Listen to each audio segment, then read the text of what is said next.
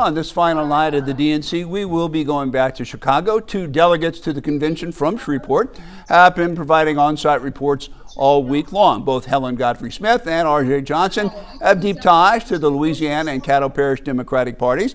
And over here to my right in the studio, providing an opposing point of view, Republican State Representative Dodie Horton from Houghton and District 9. Thanks for being here, Dodie. Thank you for having me. You bet. Appreciate that. First, let's go to Chicago, and let's talk with ladies first. Let's go to Helen Godfrey Smith. Helen, okay, RJ's up there now, so let's just stick with RJ for a moment. And I know that you were waiting for the big moment when Kamala Harris comes on stage, but there's been rumor of a surprise guest all night long. Can you tell us who that might be? So, Jeff, we have been hearing those rumors of a surprise guest. However, we can't confirm it because we don't know just yet. But any minute now, we could have Beyonce, we could have Taylor Swift. Those rumors have been all over the place, but we may be hearing that real, very soon.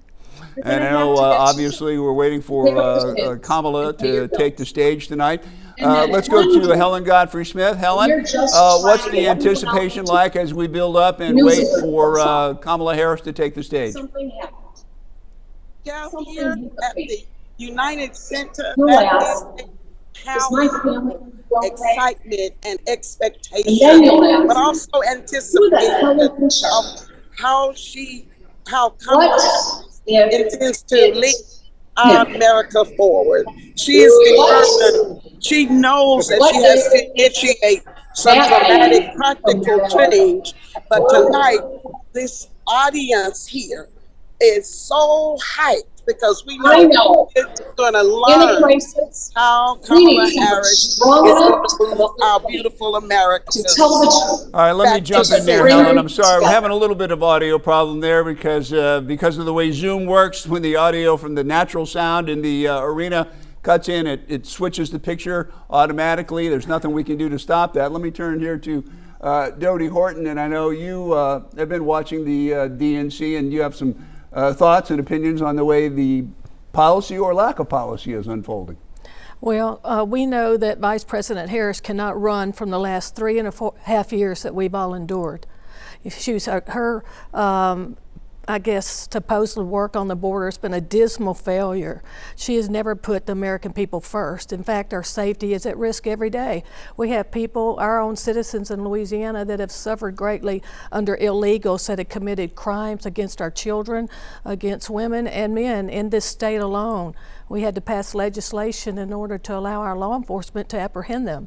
So immigration alone has been a failure, and she is the incumbent. She cannot run and hide and create a new record for herself. We know who she is, we know what she supports, and this country can't endure another year under that.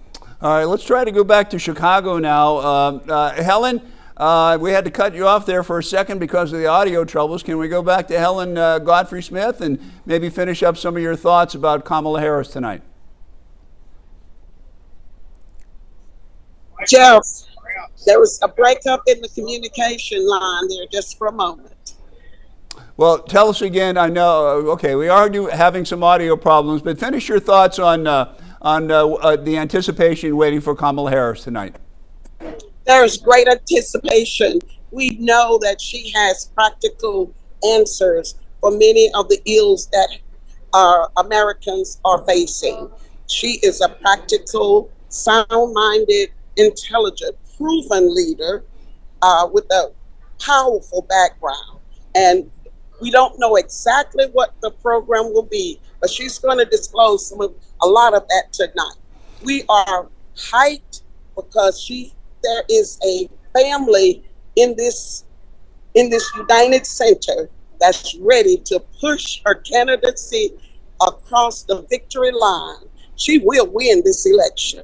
All right, let's go to RJ one more time. Would you echo those sentiments from Helen, RJ? Certainly will echo those sentiments. We're waiting on that platform. We've heard some of that tonight. We've heard some of that all week. And we're excited to hear more from Vice President Harris. And let's correct the record. She's not the incumbent. She's the Vice President. But she's worked very, very hard in the Biden-Harris administration. And she was responsible for talking to the North Central American leader and not a border czar. So we want to make sure that record is correct. All right, R.J. Johnson, Helen Godfrey Smith in Chicago. Thank you both. Let's turn one more time to Dodie Horton. And you talked a lot about the record, and he mentioned the border as the border czar. They did try to kind of run from that a little bit when she was first got the delegates to replace Joe Biden. Do you have some thoughts on that?